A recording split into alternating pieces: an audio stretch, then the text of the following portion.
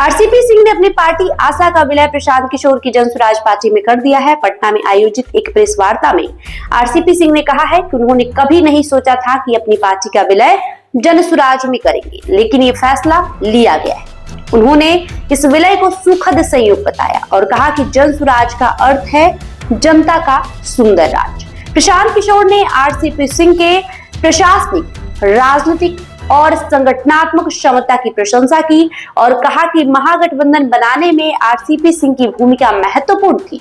उन्होंने कहा कि आरसीपी सिंह जनसुराज के नेतृत्व में महत्वपूर्ण भूमिका निभाएंगे।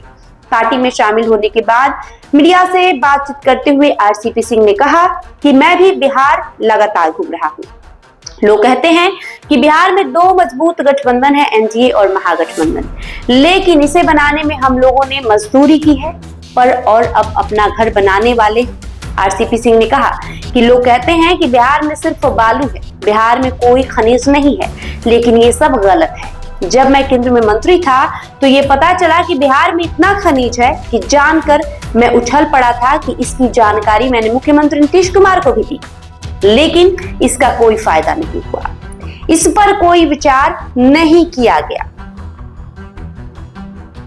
आरसीपी सिंह ने कहा कि बिहार में सेमीकंडक्टर की यूनिट नहीं लगी, जबकि इसके लिए बिहार सबसे उपयुक्त जगह है।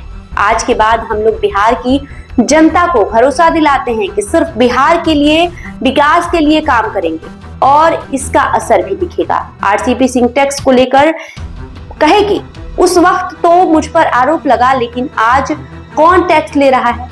आरसीपी सिंह ने कहा कि भाजपा के सब बड़े नेताओं से मेरी जान पहचान थी, लेकिन मुझे कोई काम नहीं दिया गया और इस वजह से हम भाजपा से अलग हो गए थे, क्योंकि मुझे काम करना था। आरसीपी सिंह ने कहा कि जनसुराज के बारे में कहा जाता है कि बीजेपी की बी टीम है, लेकिन मैं कहना चाहता हूँ कि भारत की सारी पार्टियां ए टीम है। और क्या कुछ कहा उन्होंने, आप इस वीडियो में देखिए। बहुत बहुत धन्यवाद प्रशांत जी।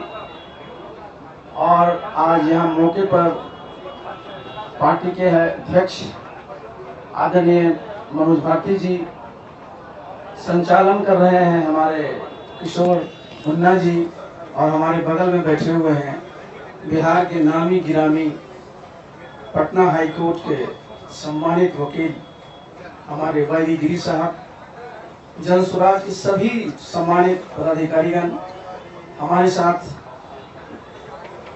आप सबकी आवाज, पार्टी के बहुत सारे हमारे यहाँ पदाधिकारी आए हुए हैं और मीडिया के सभी साथी।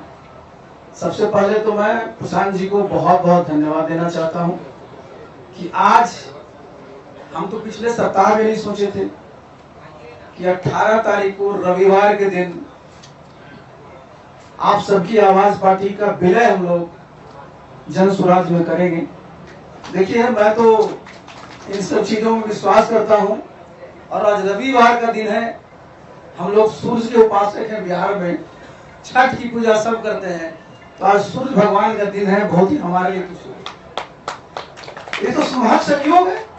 और न मैंने कभी सोचा था, न मेरे किसी साथी ने सोचा था कि इतना शीघ्र ये होने वाला है, लेकिन ये हो गया। हम लोगों का ये जो प्रयास हुआ है, देखिए मैं इस बात को मानता हूं कि कहीं न कहीं से आशीर्वाद रहता है, तभी ये सब हो पाता है। तो सबसे पहले तो जितने भी हमारे यहाँ नेता हैं जनसुराज के, उनके प्रति मैं आभार प्रकट करना चाहता हूं। और आप लोग भी 2 वर्षों से ज्यादा समय से पूरे बिहार का दौरा किया, कोई इलाका नहीं है जहां आप नहीं गए, पैदल गए हैं। मैं भी समझिए कि बहुत वर्षों से पैदल तो नहीं, लेकिन बिहार के हर एक कोने को छाना है। और हम प्रशांत जी अभी बैठे हुए हैं, अभी चर्चा हम लोग कर रहे थे 10 साल पूर्व 2015 में हम लोग इसकी चर्चाएं कर रहे थे, महागठबंधन की जो सरकार थी, किस प्रकार से मेहनत किया गया था और कामयाबी हासिल हुई थी। आप भी जानते हैं, हम लोग भी समझते हैं कि सबकी अपनी अपनी एक खासियत है। और बिहार में भी क्या है, सब लोग बोलता है कि साहब 2 बहुत मजबूत संगठन है, एनडीए है, इंडिया है। हमने कहा कि एनडीए में भी हम लोग काम किए हैं, इंडिया में भी काम किए हैं, और हम दोनों तो इन लोगों के लिए मजदूरी की है और अपनी पहली बार जब अपना घर हम लोग बना रहे हैं तो भाई ये तो मजदूरी नहीं, ये तो अपने ही लिए हम लोग करेंगे। और हमारा घर क्या है? हमारा घर ये सुंदर बिहार, खुशहाल बिहार है। और इसके लिए आप देखिए, जहां भी आप देखते हैं, जहां मैं सुनता हूं प्रधानमंत्री जी को बहुत कस करके कहते हैं कि 2047 में विकसित भारत बनाना है। बिहार के बारे में चर्चा नहीं होती। बिहार में कहीं आप लिखा रहेगा विकसित बिहार, लेकिन जितने भी पैमाने हैं, जितने भी मानक अगर देखिएगा बहुत बहुत पीछे। मैं एक बार नहीं, मैं कई बार मीडिया साथियों के सामने कर रहा हूँ, मैं रिपीटिंग करने के बावजूद भी मैं कर रहा हूँ। क्या देखिए किसी भी प्रदेश के प्रति व्यक्ति है भाई, भारतवर्ष में करीब करीब 2 लाख रुपया है। बिहार में आज भी 60,000 नहीं पार कर पाया। और 2047 में जब राष्ट्रीय आय 15-16 लाख हो जाएगी, तो अगर यही स्पीड रहा तो बिहार उस समय भी 3-4 लाख पड़ेगा। तो जरूरी किस बात की इसकी चर्चा प्रशांत जी कर रहे थे कि भाई वो बिहार, यहाँ क्या होता है, सब लोगों को डिमोरलाइज किया जाता है कि बिहार में कुछ नहीं है। क्या बोलते थे कि यहाँ बालू है, फिर एक नाम ले लेते, मैं नाम नहीं लूंगा, और फिर कहते थे आलू। मतलब कहीं यहाँ कोई खनिज संपदा है ही नहीं। मैं तो पूरी जिम्मेवारी के साथ एक बार नहीं, मैं दर्जनों बार कहा हूं, चूंकि मैं साल भर ही रहा हूं केंद्र में इस्पात मंत्री। नेशनल मिनरल डेवलपमेंट कॉर्पोरेशन उसके अंदर आता है। जब मेरे सामने प्रेजेंटेशन हुआ था प्रशांत जी, मैं तो बिल्कुल उछल गया कि आज जिस रेयर अर्थ की बात कर रहे हैं, चाइना सबसे बड़ा प्रोड्यूसर है उसका, बिहार में आपका नवादा से लेकर करके आप चले चलिए भागलपुर तक पूरा का पूरा कूद भंडार है सोना का। कहीं आज भारत में खुदाई नहीं हो रही है, बिहार में एक जगह नहीं 2-2 जगह सोना का कूद भंडार है, टंगस्टन का कूद भंडार है, बहुत सारी चीजें। और आप कहिएगा कि या तो आप तो रहे नीतीश बाबू के साथ, तो कहानी उनको बताए थे। मैंने 4 घंटे मैंने उनको बताया कि ये है, और लोगों को बताया जब बिहार में क्या कहता है, झारखंड बट गया तो सब तो खनिज वहां चला गया, बिहार में क्या कर पाइएगा। तो बिहार में हमारे पास खनिज भी है, हमारे पास मानव संसाधन है, हमारे पास आज तो टेक्नोलॉजी कहीं से आती है। सिर्फ कमी किसकी है? फाइनेंस की। तो किसी भी प्रदेश में जो इन्वेस्टमेंट आता है उनके घर का होता है, जितने फाइनेंशियल इंस्टीट्यूशन उसके होते हैं। लेकिन बिहार में कोई चर्चा होती है क्या? आज भी देखिए सेमीकंडक्टर्स के यूनिट लगे हैं देश में।